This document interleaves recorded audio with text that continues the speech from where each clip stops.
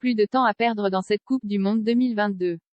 La phase de poule s'achève, aujourd'hui vendredi, avec 4 matchs au programme et 2 derniers billets pour les huitièmes de finale à décrocher.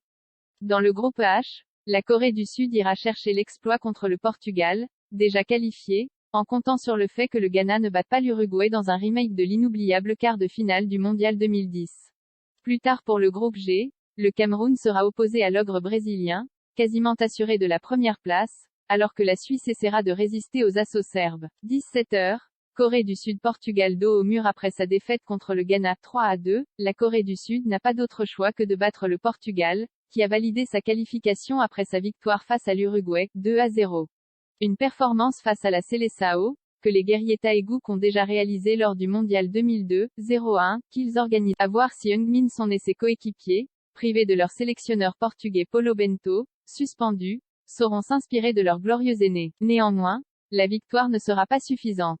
Pour valider son ticket en huitième de finale, l'équipe asiatique a besoin soit d'un nul du Ghana face à l'Uruguay, il lui faudra alors s'imposer par 2 buts d'écart, soit d'une défaite des Ghanéens. 17h, Ghana-Uruguay comme un air de 2010. Le Ghana retrouve l'Uruguay, vendredi à Al-Wakra, 12 ans après leur cruelle élimination en quart de finale du mondial sud-africain, 1-1, 5-3 A. B.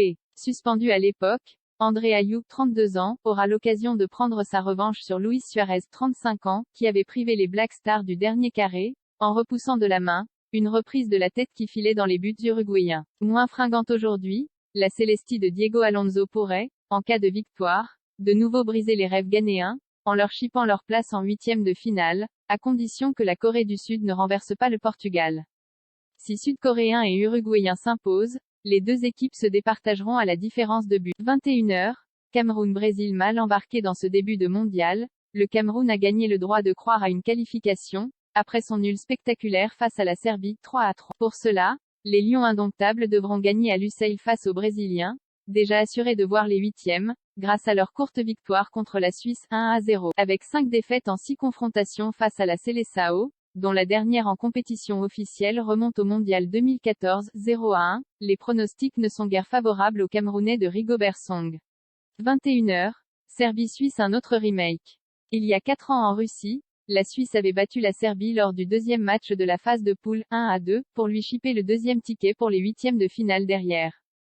Le Brésil, deuxième du groupe G, 3-0, les Suisses ne doivent pas perdre contre les Serbes, 1 point. -2, quatrième et obligé de gagner pour se qualifier en huitième de finale. Une belle bataille en perspective entre la Nati de Murayaken et les Aigles de Dragan Stojkovic. Ici Beyrouth, 2 décembre 2000.